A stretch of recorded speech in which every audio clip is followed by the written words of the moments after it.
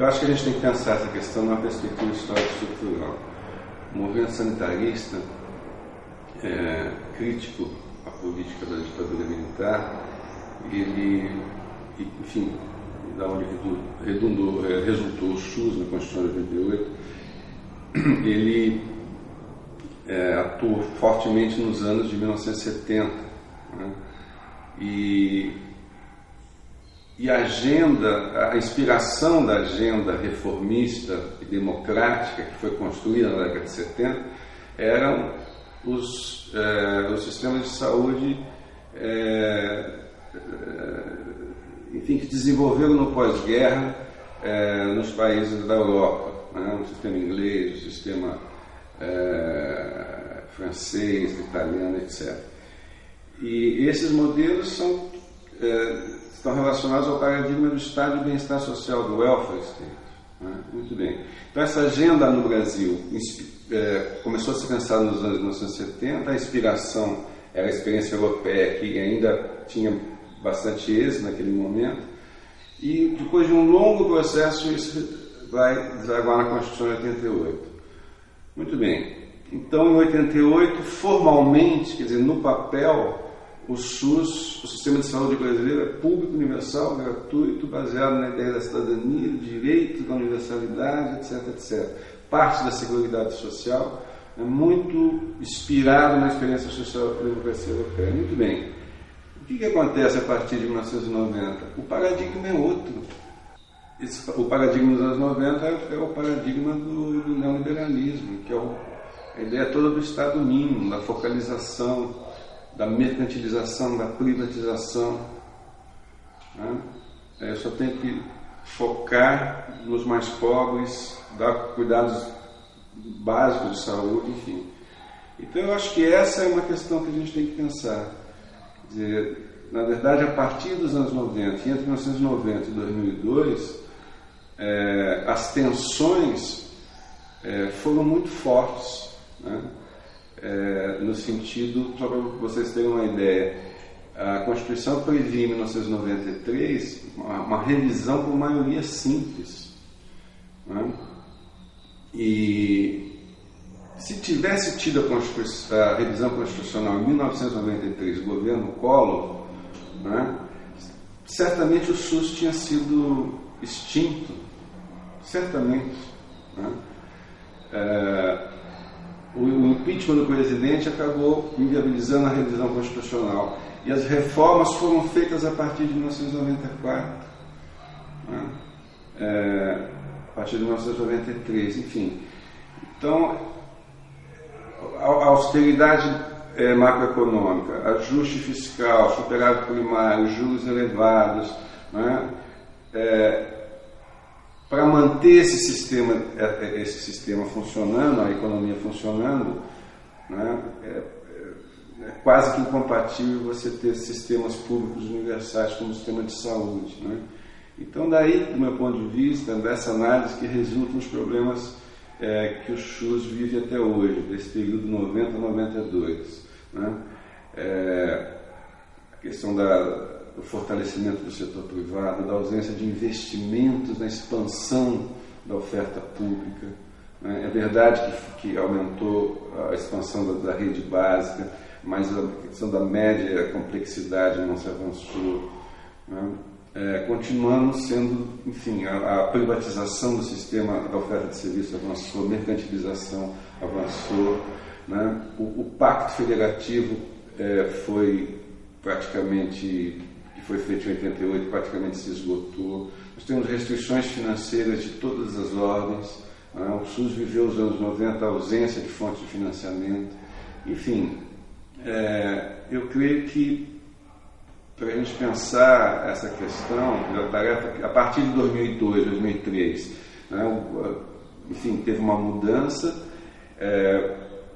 aumentaram os gastos, etc., etc., mas alguns problemas estruturais não foram enfrentados, né? E a gente tem que buscar, para se pensar no futuro, para pensar numa agenda, né, eu acho que o ponto de partida é entender essa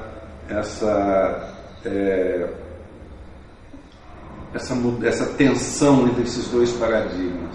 O que está na Constituição, né, formal, e o que aconteceu na prática em função do contexto político e econômico dos anos de 1990.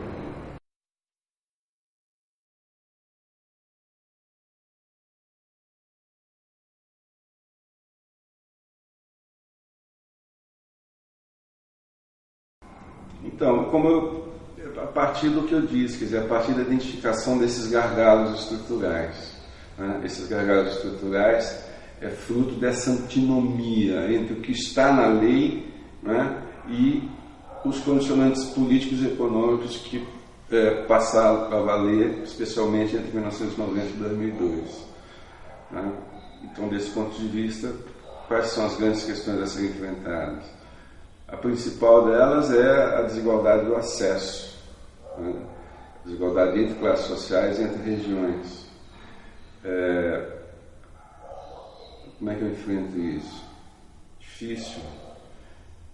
Mas passa, por exemplo, por questões como a revisão das fontes de financiamento, assegurar financiamentos estáveis ao SUS, né? Requer rever a questão da reforma.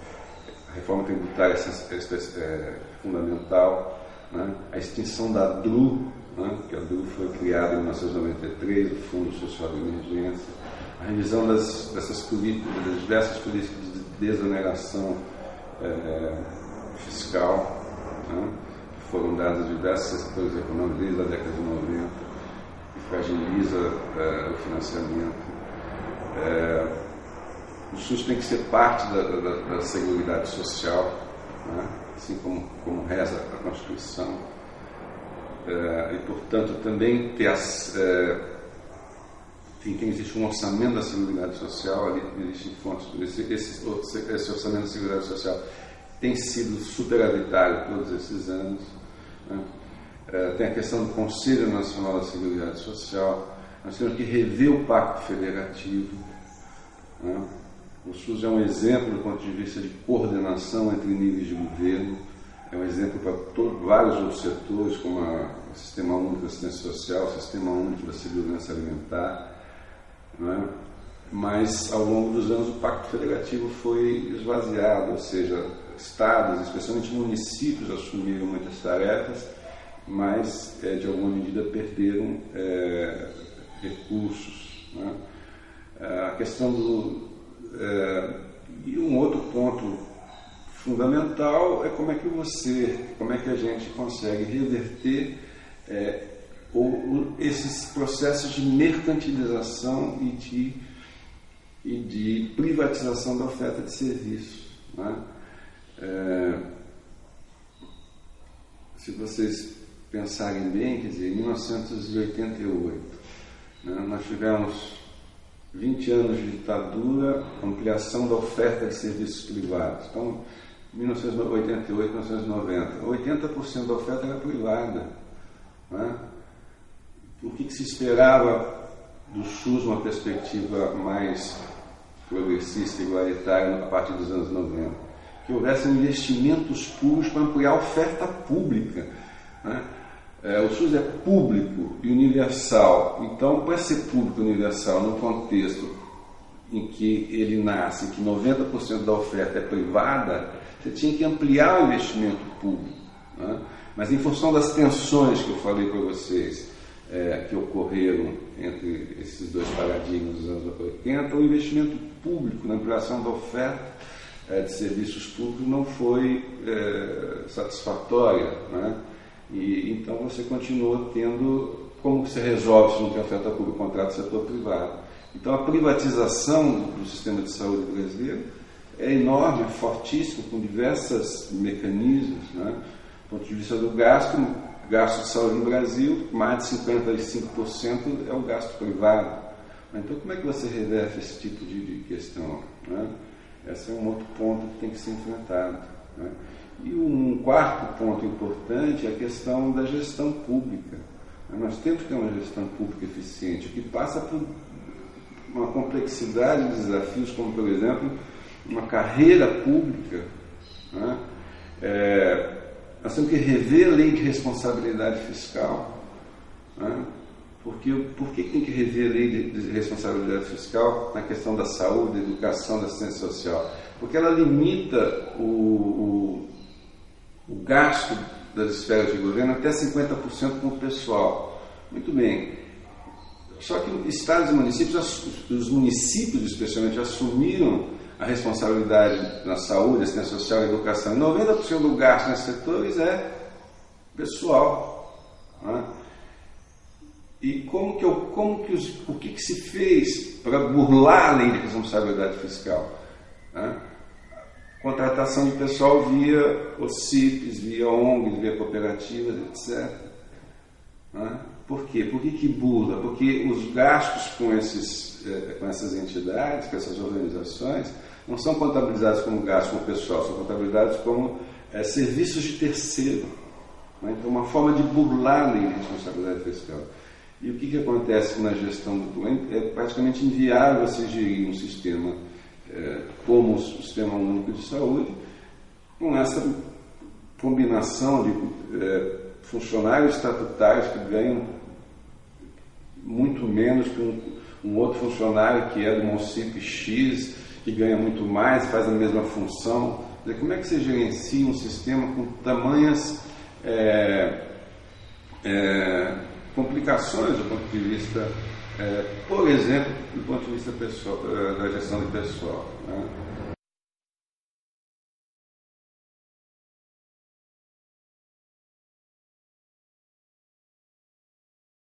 Bom, essas questões estão relacionadas à política de saúde, mas não basta isso.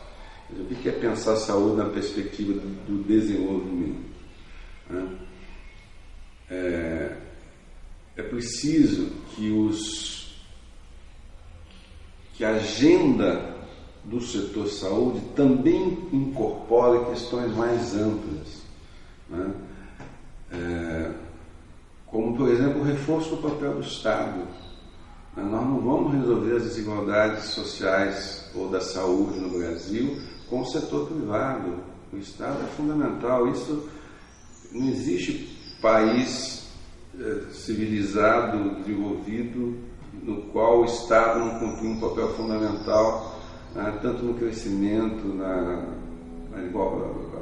igualdade social, etc. Aqui não é diferente, nós somos um país subdesenvolvido. Outra questão é a questão política, a reforma política. O que é reforma política? Por diversas razões que vocês sabem melhor do que eu, mas, por exemplo, o presidencialismo de coalizão, né? Seja quem for o presidente da República, num país que tem 34 partidos, que tem os partidos são fisiológicos, em geral são fisiológicos, são clientelistas, não são programáticos, não são ideológicos, enfim, é uma troca de favores. Então, para eu ter maioria no Congresso, eu tenho que fazer essa troca, essa questão mais fisiológica, etc. E aí eu tenho que... Como é que eu vou fazer um projeto que é em favor do SUS, por exemplo, se eu tenho que me articular com a bancada da saúde? Ou a favor da reforma agrária, se eu tenho que me articular com a bancada do agronegócio? É impossível. E outra questão é a questão da economia. Né? Não existe política. A pior política de saúde que existe é estagnação da economia e juros altos. Não existe pior política de saúde do que essa. Se a economia não crescer, se os salários não crescerem, se o emprego não crescer, para isso os juros têm que abaixar. Certo? Nós não vamos avançar na questão social, não vamos avançar na questão da saúde, porque eu vou ter que fazer superávit primário, porque vai cair a arrecadação do Estado, eu vou ter que cortar gasto público, eu vou ter que cortar gasto com saúde, tá certo? Então, veja, tem uma articulação grande em relação eu estou falando da saúde, mas eu posso falar de educação, de saneamento, habitação, enfim, o que for, tá certo? o equacionamento das questões setoriais desse setor, ele não vai se resolver se eu não enfrentar as questões mais complexas, como reforço do papel do Estado, como a questão da reforma política e como a gestão do tripé macroeconômico. Quer dizer, esse tripé macroeconômico, meta de inflação, superávit primário, câmbio flutuante,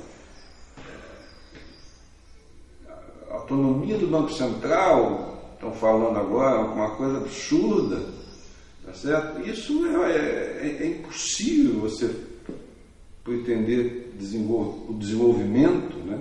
E incorporar a dimensão social do desenvolvimento, como a saúde, por exemplo, com a manutenção desse tripé. É fácil mexer nisso? É dificílimo, né? Porque a correlação de força é extremamente desfavorável, mas essa questão tem que estar na pauta dos movimentos sociais, né, para a gente poder avançar. Eu digo o seguinte: eu gostaria de viver um dia em que os movimentos sociais da saúde, os movimentos sociais da educação, os movimentos sociais da habitação fossem na pauta do Banco Central cada vez que o Banco Central aumentar a taxa de juros, que essa é a pior política de saúde, a pior política de educação, a pior política de saneamento que pode ter um país.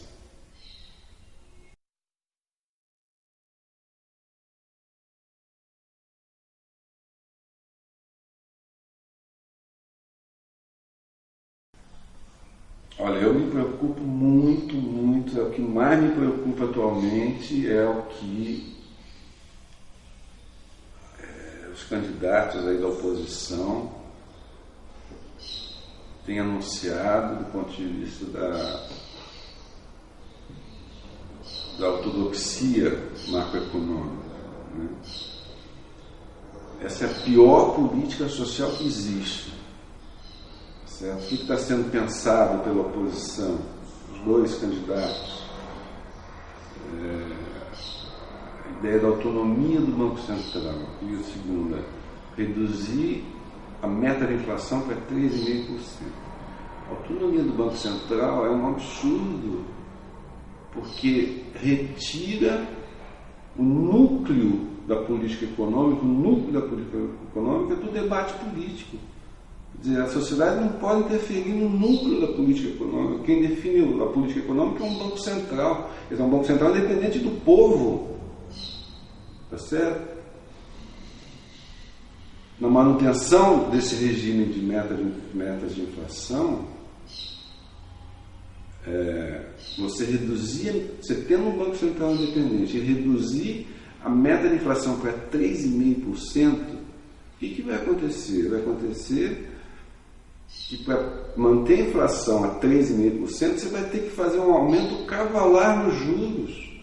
Um aumento cavalar nos juros vai ampliar o gasto financeiro com juros. Por um lado, você vai ter que fazer corte no gasto público. Então, vai restringir o gasto social e o gasto da saúde, por um lado. Por outro lado, uma taxa de juros muito elevada, como já foi no passado, vai causar recessão da economia. A recessão da economia é desemprego, perda de postos de trabalho com carteira assinada, redução da renda.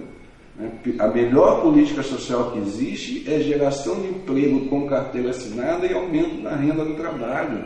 E nós estamos indo na direção inversa. Certo? Porque é incompatível a ortodoxia, a austeridade macroeconômica com o desenvolvimento social. Não existe, é impossível. É impossível você conciliar austeridade macroeconômica e sistemas universais de política social. A única alternativa que funciona para o sistema macroeconômico são programas de transferência de renda para os tais mais pobres. Tá certo? Por quê? Porque isso custa 0,5% do PIB. É funcional para a macroeconomia ortodoxa. Enfim, é um exemplo concreto, uma ameaça concreta que se coloca no sentido de que a gente não pode pensar a política de saúde apenas dentro da caixinha da saúde. Nós temos que pensar a política da saúde na sua relação, como é que as políticas macroeconômicas, etc., afetam profundamente o desenvolvimento do setor.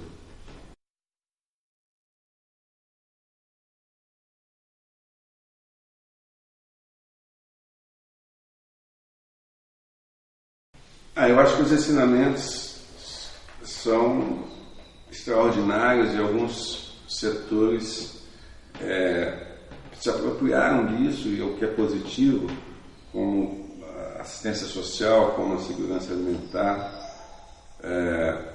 O que eu acho mais importante de tudo, quer dizer, além da mobilização, da luta, etc., é que a saúde ela desenha um modelo de cooperação entre níveis de governo, né?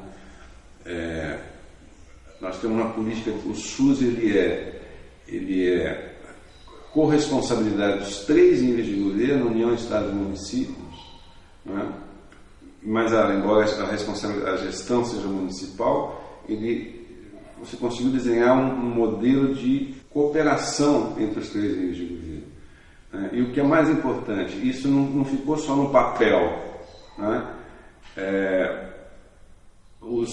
O movimento sanitário, muitos que ocuparam os postos do Ministério da Saúde, etc., eles conseguiram transformar isso na prática. Como? Através de pactos, né? Pactos de negociação entre União, Estados e municípios, para ver qual é a melhor maneira de inserir o município no SUS, né? Quais são as contrapartidas, etc., etc. Então, para mim isso é fundamental, é uma grande contribuição que o SUS dá para a política social brasileira, é uma marca importante. Vocês observem o seguinte, que outros setores não fizeram isso. Eu vou dar o exemplo das políticas urbanas, né? Até hoje não fizeram isso, né? Habitação, mobilidade e saneamento, né? Isso cria problemas enormes para você enfrentar as questões desse setor, né? Mais recentemente, em 2012, 2010, 2012, você tem o Plano Nacional da Mobilidade, o Plano Nacional de Saneamento, etc. Mas são coisas que estão no papel, né? Na prática não ocorre essa articulação entre níveis de governo. Você não tem um sistema nacional. Na prática, você não tem um sistema nacional de saneamento básico, né? Então, acho que ou de mobilidade, ou de habitação popular, né?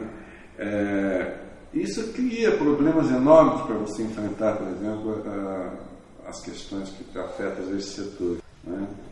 Acho que essa é uma contribuição importante do SUS, que deveria ser, do meu ponto de vista, acho que nós deveríamos ter um SUS para a habitação, um SUS para o saneamento, um SUS, um sistema único para o saneamento, sistema único para a mobilidade, sistema único para a habitação popular. Quer dizer, usar essa forma que a saúde conseguiu fazer para ampliar, a melhorar a gestão, enfim, das demais políticas sociais.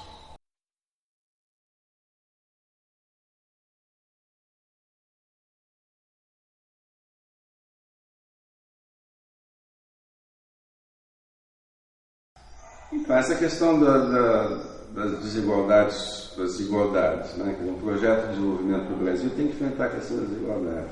E a desigualdade não é só da renda, né? Tem a desigualdade da propriedade, a desigualdade do sistema tributário, tem as desigualdades do mercado de trabalho. O mercado de trabalho continua, embora tenha crescido empregos, salários, etc., o mercado de trabalho brasileiro ainda é recorrente, né? A questão da heterogeneidade estrutural tão cara ao pensamento da CEPAL, né? Dos estruturalistas, etc. Criamos empregos em setores de baixa densidade tecnológica, como construção civil, serviço, não estamos criando emprego na indústria, né? Emprego de baixos salários, enfim. E a outra questão da desigualdade é a desigualdade no acesso aos bens e serviços sociais, né? Tanto em termos de classes sociais quanto em termos regionais, né?